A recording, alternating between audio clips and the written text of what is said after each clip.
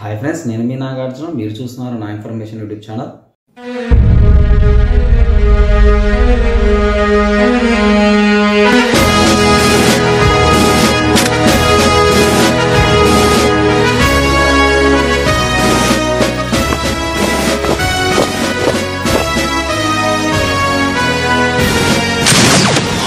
Friends, ఈరోజు ఈ వీడియోలో మనం ఏదైతే పోలీస్ కానిస్టేబుల్ నోటిఫికేషన్ సంబంధించి ఈవెంట్స్ అయితే అన్నీ జరుగుతూ ఉన్నాయి.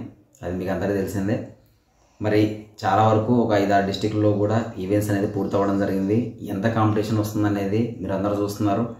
చాలా డిస్టిక్లలో 1500, 1600, 1700, 1900, 2000 వరకు, 2100 వరకు మాత్రమే వస్తున్నాయి. దాని గురించి నేనైతే క్లియర్ కట్గా మళ్ళీ ఒక వీడియో చేస్తాను. ఈ వీడియోలో వచ్చేసి మెయిన్గా ఎందుకు ఇంత కాంపిటీషన్ తక్కువ ఉందనేది అయితే నేను ఇంతకుముందు వీడియోని నేను చేశాను. అది అందరూ మీకు ఆల్రెడీ చూసే ఉంటారు. నేను ఇంతకుముందు వీడియోలో కూడా 35,000 నుంచి 40,000 ఆ మధ్యలో కాంపిటీషన్ వస్తుందని అయితే నేను చెప్పాను. 35,000 మధ్యలో వస్తుందని. కానీ అందుకు భిన్నంగా ఇంకా తక్కువనే వస్తుంది. దాదాపు అంటే 25,000 నుంచి 30,000 వరకు మాత్రమే ఈ నోటిఫికేషన్ మెయిన్స్కి అయితే ఎలిజిబుల్ కావడానికి అయితే అవకాశం ఉంది. దానికి ఏందనేది నేను ఆల్రెడీ పాత వీడియోలో కూడా చెప్పాను. కొంతమంది ఇంకో కొంతమంది ఏజ్ లేని వాళ్ళు కూడా నాకు మెసేజ్ చేయడం జరుగుతుంది. దాని విషయంలో ఏదైతే నేను క్లారిటీ ఇవ్వాలనుకుంటున్నాను. ఇంతకుముందు మనకి నోటిఫికేషన్ వచ్చినప్పుడే ఒక అమెండ్మెంట్ అనేది అక్కడ రిలీజ్ చేయడం జరిగింది ఏపీఎస్ఎల్పిఆర్బి బోర్డు నుంచి. 1991 జూలై 2 లోపు ఎవరైతే ఎలిజిబుల్ ఉంటున్నారో వాళ్ళకి మాత్రమే ఈ నోటిఫికేషన్కి అర్హులు అని క్లియర్ కట్గా ఉంది. దాన్ని చూసుకొని అప్లై చేసుకోవాల్సిన బాధ్యత అయితే ఆస్పిరెంట్స్ మీద ఉంది. బోర్డు మరి అక్కడ ఇచ్చింది కదా, మేమైతే అప్లై చేసుకుంటున్నాము అని అయితే కొంతమంది అయితే చెప్పడం జరిగింది. బట్ అది వాళ్ళకి సంబంధం లేదండి. ఎందుకంటే మ్యాక్సిమం వాళ్ళు మిగతా దానిలో కూడా తీసుకొని దాన్ని ఏదైతే హోంగార్డ్స్, మిగతా వీడో ఉమెన్స్ వీళ్ళ లాంటి వాళ్ళు ఉంటారు కదా కొంతమంది, వాళ్ళని దృష్టిలో పెట్టుకుని అయితే ఏజ్ ఫ్యాక్టర్ విషయంలో వాళ్ళైతే సిస్టంలో అలా ఉంటుందా జరిగింది. అది పెద్దగా ప్రాబ్లం అయితే కాదు, అలాంటిది తీసుకుంటుంది. బట్ చూసుకొని అప్లై చేయాల్సిన బాధ్యత అయితే ఆస్పిరెంట్స్ పైన అయితే ఎంతైనా ఉంది. దీనిపైన కొంతమంది న్యాయ పోరాటం వెళ్ళడానికి ఎంతవరకు అవకాశం ఉందని అయితే కొంతమంది నన్ను అడిగారు. బట్ దానివల్ల అయితే ఎటువంటి యూజ్ అయితే ఉండదని నేను అనుకుంటున్నాను. ఎందుకంటే అది క్లియర్ కట్గా వాళ్ళు ఒక అమెండ్మెంట్ ఉంది ఆ నోటిఫికేషన్ సంబంధించి. ఆ అమెండ్మెంట్ ప్రకారం వాళ్ళు ఇచ్చామని నిన్న కూడా మన ఏపీఎస్ఎల్పిఆర్బి బోర్డు చైర్మన్ నుంచి ఒక అఫీషియల్ వెబ్సైట్లో ఒక ప్రెస్ నోట్ కూడా రావడం జరిగింది. అది ఇంతమంది మేము డిస్క్వాలిఫై చేశారని ఒక 2 మెంబర్స్ని అయితే అక్కడ చూపించడం జరిగింది. మరి సో అదైతే పెద్ద ప్రాబ్లం కాదు. ఒకవేళ అలా వెళ్ళినా కూడా ఈ నోటిఫికేషన్ అయిపోయే లోపల అది హియరింగ్ కూడా మ్యాక్సిమం జరుగుతూ ఉంటుంది. కానీ ఎటువంటి పాసిబిలిటీ అయితే ఉండకపోవచ్చు. ఎందుకంటే మ్యాక్సిమం అది బోర్డుకి ఫేవర్గానే వెళ్తుంది వేసినా కూడా కేసు. సో అది పెద్దగా ప్రాబ్లం కాకపోయినా మరి మెయిన్గా ఎందుకు ఇంత కాంపిటీషన్ తక్కువ ఉంది అనేది అయితే నేను ఆల్రెడీ మీకు మళ్ళీ చెప్పాను.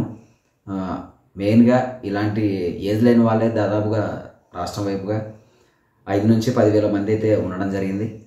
నేను ఆడ చెప్పాను. ఎందుకంటే అందులో చాలామంది కూడా నాకు టచ్లోనే ఉన్నారు. మరి దాంతోపాటుగా చాలామంది ఆసక్తి చూపించకపోవడం 2 సంవత్సరాలు లేట్ అయినందున కొంతమంది ఎవరైతే మన జీడీ కానిస్టేబుల్స్ ఉన్నారో వాళ్ళు వెళ్ళిపోయినారు. దాదాపు 10,000 నుంచి ఎక్కువ మంది వెళ్ళిపోయినారు. రైల్వే గ్రూప్ డి కూడా వెళ్ళిపోయినారు. అలాగే డిఎస్సి ఉందని డిఎస్సికి కూడా వెళ్ళిపోవడం జరిగింది. వివిధ కారణాల దృష్ట్యా కొంతమంది ప్రాక్టీస్ చేయకపోవడం, కొంతమంది పెళ్ళిళ్ళు అయిపోవడం, చాలా వరకు కొన్ని రీజన్స్ కావచ్చు.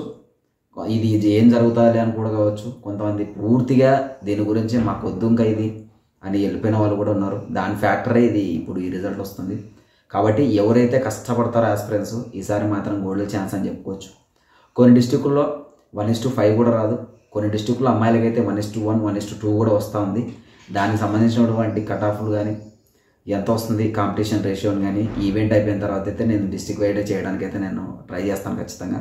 దాని గురించి మెయిన్గా ఈ వీడియో ఎందుకు చేస్తున్నానంటే చాలామంది మెయిన్స్ ఎగ్జామ్ డేటు ఎప్పుడు చెప్పండి, మీ అనలైజ్ ప్రకారం ఒక గెస్ అయినా చెప్పండి అని అంటున్నారు. నేను ఇంతకుముందు చాలా వరకు కామెంట్స్ కూడా నేను రిప్లై ఇచ్చాను. మ్యాక్సిమం మార్చ్లో అయితే ఎగ్జామ్ జరగడానికి అయితే పాసిబిలిటీ ఉంది. అక్కడ మాకున్నటువంటి సమాచారం అయితే మార్చి 2nd వీక్లో, మార్చి 9వ తారీఖు అలా జరగడానికైతే అక్కడ బోర్డులో సన్నాహాలు అయితే చేస్తున్నారని అయితే మాకు సమాచారం ఉంది.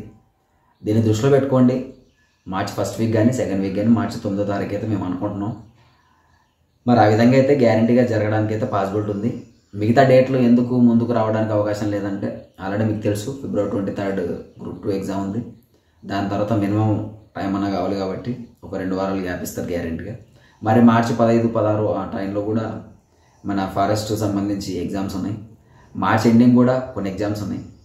ఒకవేళ మార్చి 9 మిస్ అయితే మాత్రం డెఫినెట్గా ఏప్రిల్ 6వ తారీఖు అయితే ఈ మన మెయిన్స్ ఎగ్జామ్ అయితే జరగడానికి పాసిబిలిటీ ఉంది. ఎందుకు ఇంత దూరం పోతుందని అయితే నేను ఆల్రెడీ చెప్తున్నాను మీకు. కొన్ని లైన్లెస్ మాత్రమే ఇది వెళ్తుందని అయితే నేను ఖచ్చితంగా చెప్పలేను. ఎందుకోసం అంటే ఈ ఈవెంట్ అయిపోయిన తర్వాత కూడా ఎటువంటి ఇబ్బందులు లేకపోతే మార్చి 9 మెయిన్స్ ఎగ్జామ్ జరగడానికి అవకాశం ఉంది. ఇది ఆస్పిరెంట్స్ని నేను ఏదో మిస్యూజ్ చేయడానికి కాదు, కానీ కొన్ని రీజన్స్ అయితే నేను చెప్తున్నాను. ఎందుకంటే నాకున్నటువంటి సమాచారం ప్రకారం అయితే ఇంకా ఇప్పటికీ కూడా కొంతమంది అయితే కోర్టుకి వెళ్ళడానికి అయితే కొంతమంది హోంగార్డ్స్ ప్రయత్నిస్తున్నారు. కొంతమంది మినిమం కట్ ఆఫ్ మార్కులు పెట్టాలని కొంతమంది వాళ్ళే వెళ్ళడానికి ప్రయత్నిస్తున్నారు. కొంతమంది ఇది మాకు అన్యాయం జరుగుతుంది, ఇది ఇలా కాదు, బోర్డు ఈ విధంగా తీసుకోవద్దండి అని వాళ్ళని కొంతమంది ఆస్పిరెంట్స్ కూడా వెళ్ళడానికి అవకాశం ఉందని అయితే మాకు తెలుస్తుంది. అన్నీ జరిగితే డెఫినెట్గా అయితే మార్చి 9 లేదా ఏప్రిల్ 6వ తారీఖు అయితే మెయిన్స్ ఎగ్జామ్ జరగడానికి అవకాశం ఉంది. దీన్ని దృష్టిలో పెట్టుకుని అయితే మీరు అందరూ ప్రిపేర్ అవ్వండి. ఇంకో విషయం ఏంటంటే ఈసారి మాత్రం కాంపిటీషన్ చాలా చాలా తక్కువ ఉంటుంది. నేను మళ్ళీ చెప్తున్నాను, ఇది అందరికీ అభ్యర్థులకి చాలా మంచి అవకాశం. సివిల్కి వచ్చేసి ఒక పోస్ట్కి 5 నుంచి 6 కట్ ఆఫ్లు మాత్రమే రావడానికి అవకాశం ఉంది. కొన్ని జిల్లాల్లో 10 కూడా రావడానికి అయితే అవకాశం ఉంది. అది కేటగిరీ వైజ్గా బట్టి అయితే కొంచెం చేంజెస్ అవుతుంది. బట్ ఓవరాల్గా స్టేట్ వైడ్గా చెప్పలేం. కానీ నాకు తెలిసినంత వరకు అయితే సివిల్లో కొంచెం అటు ఇటుగా అయితే ఈ కాంపిటీషన్ అనేది ఉంటుంది. కానీ ఏపీఎస్పీ పోస్ట్ వైజ్ మాత్రం, ఎందుకంటే అది స్టేట్ వైడ్గా తీస్తారు కాబట్టి దాని కాంపిటీషన్ వచ్చేసి ఓవరాల్గా వచ్చేసి నాకు తెలిసినంత వరకు అయితే ఒక పోస్ట్కి 3 నుంచి 4 మాత్రమే అవకాశం ఉంది. ఇప్పుడున్నటువంటి కాంపిటీషన్ మన ఏదైతే పీఈటీలో ఉందో ఆ ఈవెంట్స్ జరిగే సరళిని బట్టి అయితే ఇది అర్థమవుతుంది. దాంట్లో కూడా ఓవరాల్గా 1:2 మెయిన్ కాంపిటీషన్గా కనపడుతుంది. ఇది ఎవరైతే ఆస్పిరెంట్స్ ఉన్నారో వాళ్ళకి మాత్రం కొంచెం గోల్డెన్ ఆపర్చునిటీ లాగానే కనిపిస్తూ ఉంది. ఎందుకంటే ఎవరైతే 60 దాటిన తర్వాత 65+ ఉన్నారో వాళ్ళకి ఇది చాలా మంచి అవకాశం. అలాంటి వాళ్ళకి పేపర్ ఏ విధంగా అయినా రాని, కానీ మెయిన్గా వాళ్ళకైతే ఈసారి కట్ ఆఫ్లు అయితే అంతకుమించి వెళ్ళకపోవడానికి అవకాశం ఉంది. మ్యాక్సిమం ఎగ్జామ్ ఏదైతే ఈవెంట్స్ అయిపోయినాయో ఈవెంట్స్ అయిపోయిన తర్వాత అయితే నేను అది కేటగిరీ వైజ్గా ఎంత వస్తుంది ఏం లేదనేది అయితే మన ఉమెన్స్కి ఎంత వస్తుంది, మెన్స్కి ఎంత వస్తుంది, సివిల్కి కానీ ఏపీఎస్పీకి కానీ మిగతా కేటగిరీలకు కానీ నేనైతే వీడియో చేయడానికి ట్రై చేస్తాను. దాని తర్వాత మనకి మెయిన్స్ ఎగ్జామ్ మాత్రం ఇందాక చెప్పినట్టుగానే మార్చి 9 అనుకుని అయితే మీరైతే డెఫినెట్గా చదవండి. ఎందుకంటే అక్కడ ఆల్రెడీ మాకున్న సమాచారంలో అయితే మార్చి నెలలో కంపల్సరీగా అయితే మెయిన్స్ ఎగ్జామ్ పెట్టాలి అని వాళ్ళైతే ఒక ఉద్దేశంతో ఉన్నారని అయితే మాకు ఇన్ఫర్మేషన్ ఉంది. ఇది దృష్టిలో పెట్టుకుని అయితే మీరు అందరూ చదవండి.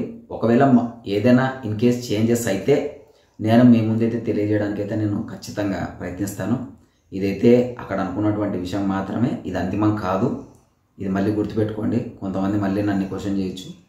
నేను మీ అవగాహన కోసం మాత్రమే నేనైతే ఈ డేట్ అనేది నేను చెప్పడం జరుగుతుంది. అందరూ అడుగుతున్నారు కాబట్టి ఏదైనా చేంజెస్ ఉన్నా కూడా అయితే ఇది మార్పులు చేర్పులు జరగవచ్చు. సో ఇది ఫ్రెండ్స్, దీన్ని దృష్టిలో పెట్టుకుని అయితే మీరు ప్రిపేర్ అవ్వండి. అందరికీ అయితే సంక్రాంతి శుభాకాంక్షలు చెప్తున్నాను. ఈ సంవత్సరం మీరు అందరూ జాబులు మన పోలీస్ డిపార్ట్మెంట్లో రావాలని అయితే నేను మనస్ఫూర్తిగా కోరుకుంటున్నాను. నేను మీ నాగార్జున, మీరు చూస్తున్నారు నా ఇన్ఫర్మేషన్ యూట్యూబ్ ఛానల్. జై హింద్. సబ్స్క్రైబ్ చేయండి.